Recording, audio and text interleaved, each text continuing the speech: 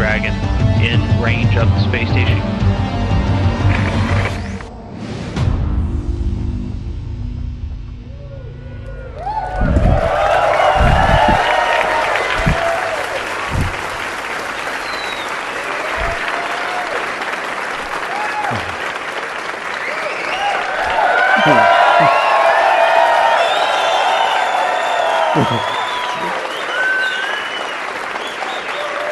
All right. Welcome everybody to Hawthorne, headquarters of Space Exploration Technologies. We're here to unveil Dragon version 2. Dragon version 1 is right above your heads. In fact, this is the first Dragon spacecraft that came back from orbit. And you can see the scorch marks on the heat shield, the thrusters that are fired. It's a real spacecraft. And I'll tell you I'll start off by telling you a little bit about the Dragon version 1 before showing you Dragon version 2. And when we first created Dragon version 1, we didn't really know how to create a spacecraft. We'd never designed a spacecraft before. So while there are a lot of interesting technologies in version 1, it does have a relatively conventional landing approach. So it throws out parachutes to land in the water off the coast of California after it comes back from the space station. And it does have a life support system, but not one that can last for a long time or carry a lot of people. And so it's a great spacecraft, and it was a great proof of concept. It showed us what it took to bring something back from orbit, which is a very difficult thing to do. Usually when something comes in from orbital velocity, it burns up in a big fireball. So, but going from Dragon version 1, we wanted to take a big step in technology, really create something that was a step change in spacecraft technology. And some important characteristics of that are the ability to land anywhere on land propulsively. So that's one of the things that Dragon version 2 will be able to do. So you'll be able to land anywhere on Earth with the accuracy of a helicopter, which is I think something that a modern spaceship should be able to do. And it'll be capable of carrying 7 astronauts for several days. It has an improved version of our Pika heat shield, and it's all around, I think, really a big leap forward in technology. It really takes things to the next level. So with that, let's see the Dragon version 1. We're going to do the countdown here. All right. Oh, Dragon version 2. T-minus 10, 9, 8, 7, 6, 5, 4, 3, 2, 1, 0.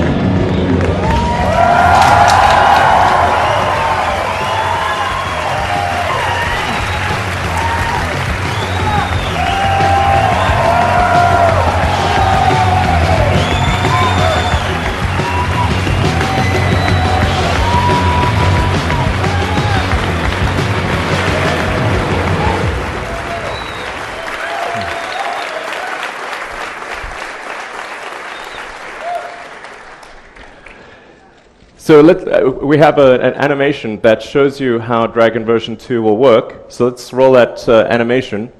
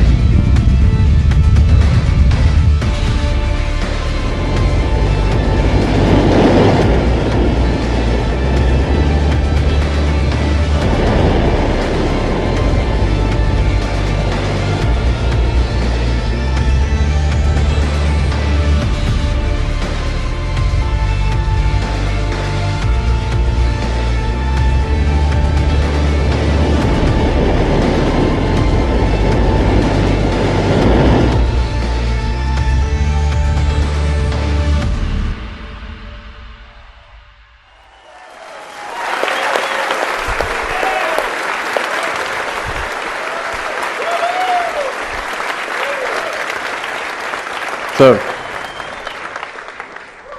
that is how a 21st century spaceship should land.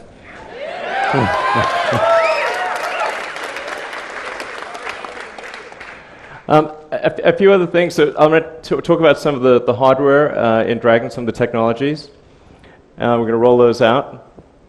And so a few things I should mention that you saw in the animation, but we don't have time to show you today, are there's the docking mechanism. So the Dragon version 2 is capable of autonomously docking, either autonomously or under pilot docking with the space station, or with the International Space Station, potentially other things, and without needing the station arm. So the current version 1 makes use of the Canadarm that's on the space station. Dragon version 2 is capable of docking autonomously without the use of the arm. So that's a significant upgrade as well.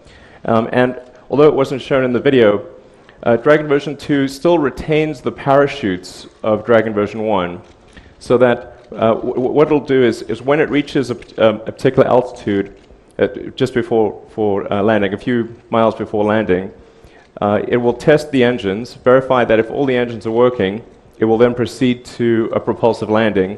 If there's any anomaly detected with the engines or the propulsion system, it will then deploy the parachutes to ensure a safe landing, even in the event that the propulsion system is not working.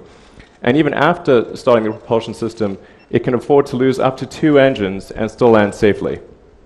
And then after the engines are started, it deploys the landing legs for a soft landing. And so the reason that this is really important, apart from the convenience of the landing location, is that it enables rapid reusability of the spacecraft. So you can just reload propellant and fly again. This is extremely important for revolutionizing access to space, because as long as we continue to throw away rockets and spacecraft, we will never have true access to space. It'll always be incredibly expensive. You can imagine a scenario where in aircraft, if aircraft were thrown away with each flight, that nobody would be able to fly, or very few, maybe a small number of government customers, and the same is true of rockets and spacecraft. So that's really why it's so important to be able to land propulsively, land on land, and be able to then reload propellant and take off again.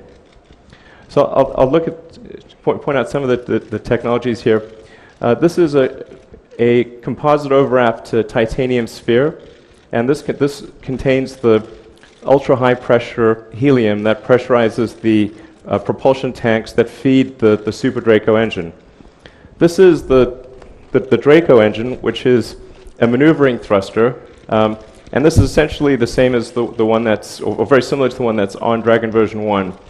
And on Dragon version 1, there are 18 of these thrusters for maneuvering in space, as well as controlling the reentry, the trajectory during reentry. So we have a bunch of these on version 2 as well.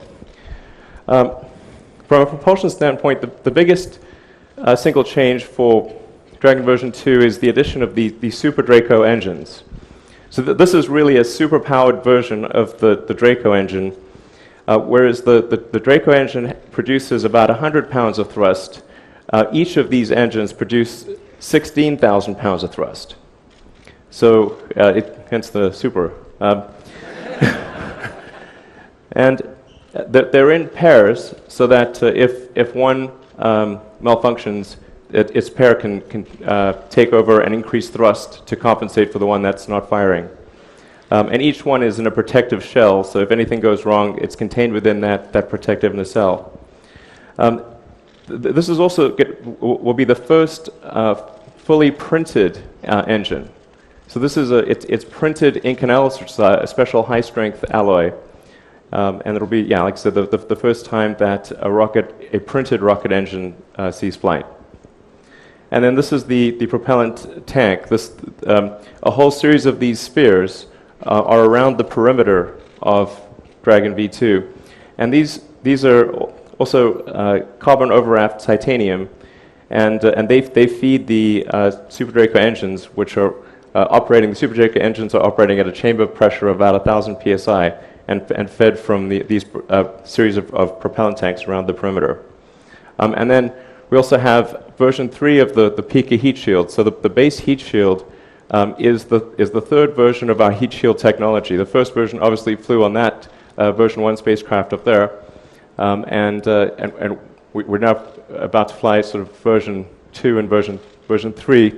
And with each one, we're able to make the reusability of the heat shield better. So it ablates less as it enters, and so we're able to get more flights. So that's Dragon version 2. Although it'd be nice to go inside, but for that we will need a comically fast set of stairs.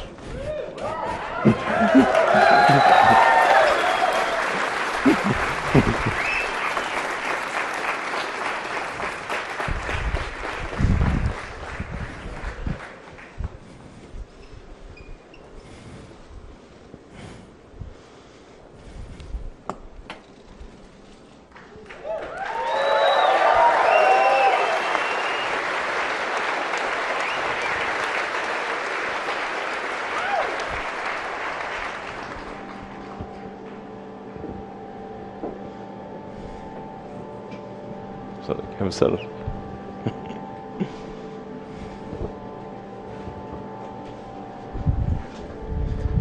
So I'm sitting here in the pilot seat. And pull it down.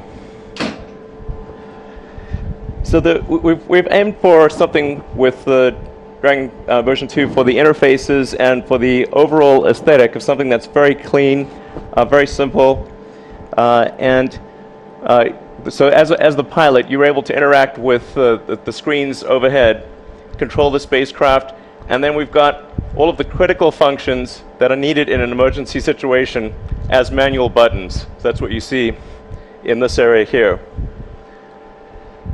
Yeah.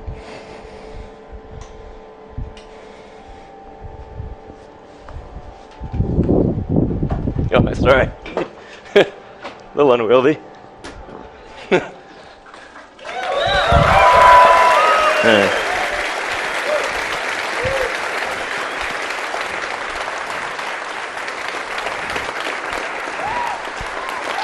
Oh.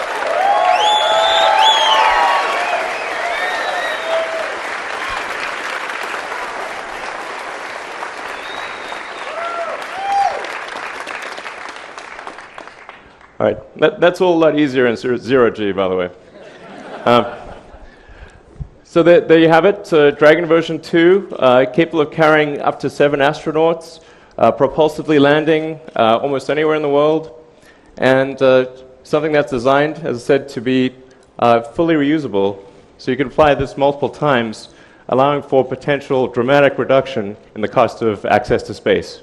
Thank you.